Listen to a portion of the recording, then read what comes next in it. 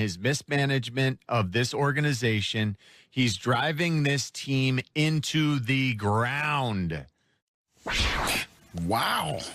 Philly fans certainly having mixed reactions. Our table's having mixed reactions about the Eagles trading quarterback Carson Wentz to the Colts last week. As of right now, it means Jalen Hurts is QB1 in Philly. Guys, how confident are you in Jalen Hurts? I'll get it right before he's a starter, I promise, folks. Jalen Hurts' ability to lead the Eagles this season, or do you think the Eagles should take a quarterback 6th overall? That is actually a really interesting question, Sean. Yeah, Kim, well, I'll say no to the 6th overall pick, Okay. and then I'll just say to all the Philadelphia fans, it's always sunny in Philadelphia. Yeah. Look, you guys have Jalen Hurts. I mean, not many teams can trade away their franchise quarterback who's already signed a $100 million contract and already have a quarterback right there in the building that's ready to lead. And look, we talk about the quarterback position more than any other position on this network, and rightfully so. I get it.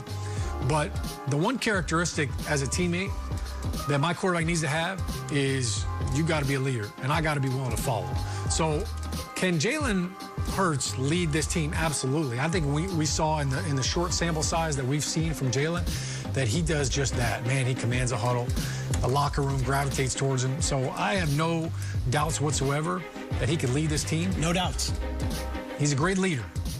Now, he does do something better than Carson Wentz. I think he's a much better passer out of the pocket. He's much better on the move than Carson Wentz was. That's something that he struggled with. Carson was a much better pocket quarterback. But when you look at what Carson Wentz did last year and what happened to him, this offense was a train wreck. And up front, they struggled to block people. Carson held on to the football. He was sacked 50 times, more than any quarterback in the NFL last year. And he only played in 12 games. All right, that doesn't happen if you're not have a quarterback that's pressing and that's holding on to the ball. So that is going to change. Obviously, they're going to do a much better job up front protecting the quarterback. But when you look at Jalen Hurts, his ability outside the pocket, if you've got some offensive linemen that are struggling, that's definitely a luxury to have. Yeah, the Eagles are in a kind of a quasi-rebuild mode, you know what I'm saying? And Jalen Hurts' skill set fits what this team needs, right? You talk about Carson Wentz getting sacked, 50 times, or getting hit a bunch last year. Yes, a lot of that had to do with a lot of that had to do with the offensive line being hurt, but it also had to do with Carson Wentz holding on to the football, not being able to put the ball where he needs to put it. And it seems like when Jalen Hurts got an opportunity to play, all of a sudden that offensive line looked okay. You know, they blocked okay, right? And except for the Arizona game. Yeah, except for that Arizona. 6 sacks. Hey, but something that you said when you first started talking, Sean, was sure he can lead this team. Leadership. And to me, that's one of the biggest things that Jalen Hurts brings to this team. A steady leader. To me, his leadership ability is one of the main reasons why Carson Wentz is not on that team right now, right? We're already hearing about him getting with his wide receivers in the offseason, trying to get better, something that I thought when Carson Wentz was there under contract, I thought Carson Wentz would have been doing, which the fact that Jalen Hurts was the one doing that, told me everything about the quarterback situation. I'm not sure if I'm sold on if Jalen can just be a confident and an effective passer every single week in the NFL. I think he has all the ability. He can run the football. They can run that offense where they can use his legs a little bit more to create, running lanes for Miles Sanders and some matchup problems on the outside. But starting off, yeah, I definitely would have Jalen Hurts as my number one, but I wouldn't be surprised if they brought another quarterback in just to compete with him. Bring it back, Nick. No, I'm thinking, look, small sample size, right? And 100-yard rushing against the Saints and doing that against New Orleans was awesome, but I didn't leave this season being like, Jalen Hurts is the next great thing. No. And that's maybe dismissive. That team was a mess. It was terrible. But if a Justin Fields at 6'4" and 230 pounds out of Ohio State falls to number 6, why are we sure that if that's the situation, that Jalen Hurts is this untouchable guy? Is he clear, in your opinion, is he that much better than Jalen Hurts? Because to me, when I look at Justin Fields and I compare it to Jalen Hurts' college tape and what I've seen in the league, they're very similar. Very, very similar. I value your opinion far more than my armchair analysis. I'm being dead serious. As someone who played quarterback in college and has been through the NFL, but for 32 decision makers, Jalen Hurts wasn't a first-round pick. For 32 decision makers, Justin Fields is considered a top 5 pick. So if you're sitting at 6, and remember they lost that last game, competing with Sudfeld to get that 6th pick, I think Wilson's off the board. I think Lawrence is off the board. If Fields, for whatever reason, trickles down, I think you might have to take the quarterback, unless you are sold that Jalen Hurts. Because I don't think that Carson Wentz trade was a trade to, well, it's because we're hey, Jalen's just so good, we have to get rid of Carson. I think it was because Carson Wentz was so bad, they had to get rid of him. It wasn't because of Jalen Hurts. So and financially, it made sense. I'm very interested to see if there's a draft situation where someone slips, maybe the Eagles pounce, and for yet another Eagles era, there's another quarterback that these fans have to get the That's interesting, Peter, because that's going to be telling of this team if they do pick a whoever they pick at that number 6 spot. That's going to be very telling whether they're rebuilding or whether Jalen Hurts is going to have. I mean, that's. If they take a quarterback, it ain't Jalen Hurts. Yeah, they might want to think about taking a tackle.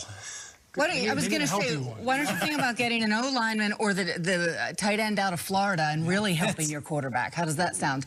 You know, listen, here's my experience with Jalen Hurts, and it's courtesy of Mike Robb at the Combine last year. You introduced me to him. Yeah. And I did a short interview with him for my notebook that I file from the Combine in most years. And I remember these 5 words Jalen said to me, and he said it with complete eye contact. He said, "My game has no ceiling." And I was in.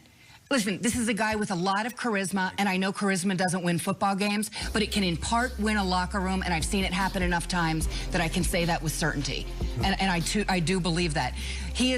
What is stunning to me is that the Eagles misread their own room. They had to have thought Wentz could handle Hurts coming in, and he couldn't. And they also thought that Wentz would still be able to function as their franchise quarterback, and he didn't. Well, and that says more about Wentz than it does about Jalen, except that Jalen's the only one left standing in Philly. And it's crazy you say that because Nick Foles was there just a year earlier, and they got Nick Foles out of there because of that same issue. Right. So it is mind-boggling that, you know. They misread their own room, Mike Robb. That's what I can't get over. It's one thing if we sit here and misread their room. They misread their own room. And here's what I would tell you about Jalen, and I know you know this stuff, but at that Combine, Neville Gallimore, the big defensive tackle, nose tackle out of Oklahoma, I asked him about Jalen, because Jalen came over from Tua in Alabama for his final year at Oklahoma, and Gallimore said this to me, and I haven't forgotten it. He said, all Jalen talked about when he got here was team goals. He said, if ever there was a guy who could have fixated on the individual and gotten away with it, it was him in that situation. 1 year at Oklahoma, then I'm going to the NFL. And he was all about the team. Again, a quarterback has to win the room, Sean. You know this, right? He doesn't have to be the ringleader. He doesn't have to be the loudest voice screaming and yelling and getting everyone pumped up. But he has to win over that room. I give Hurts a better chance at doing that, frankly, than I ever gave, in looking back, Carson Wentz. Yeah, I'm with you. Go ahead. I thought you was about to say something. Go ahead. You got left you all. She done finished that thing up. Great. The truth of the matter is, if Carson Wentz didn't have the confidence and security of Jalen Hurts, a second-round pick, right? What was he going to? I mean, that's the thing. So, can Jalen Hurts though handle another quarterback in his room? That's going to be the question. He lost out to Tua. Let's see what happens if there's another guy in the. Can't just transfer in the league though. No, you can't. My guess is he thinks, I've beaten guys out before. Pass rushers will wreak havoc next season. Total Access tonight, 7 Eastern.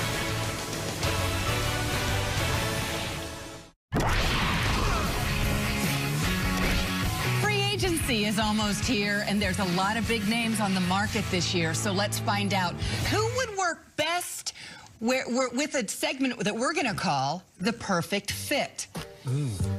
Every day, we're going to present a free agent player on the market this year and propose a team he'd perfectly fit. Peter, let's go ahead and get started with the 3-time Defensive Player of the Year, J.J. Watt. And look at this tweet from J.J., who does have a sense of humor, a great sense of humor. I scroll through DoorDash like an hour before I pick a restaurant, man. You're going to have to give me a second to choose a new team and city. Obviously, an impatient fan wanting to know where J.J. ends up. Peter, what are your thoughts? Okay, so I'm going to present a team, and I'm going to give you my points as to why, but let it be known I have not spoken to J.J. Watt on this. I've not spoken to any of the teams that might be pursuing him. This is from me, and I think J.J. Watt should be a Buffalo Bill. Oh, wow. I do like it. A Buffalo Bill. Bill's Mafia. President. Number one. President of Bill Mafia, Michael Robinson. Go to a Super Bowl contender, and they're a Super Bowl contender on day one. They're right there. They're on the door.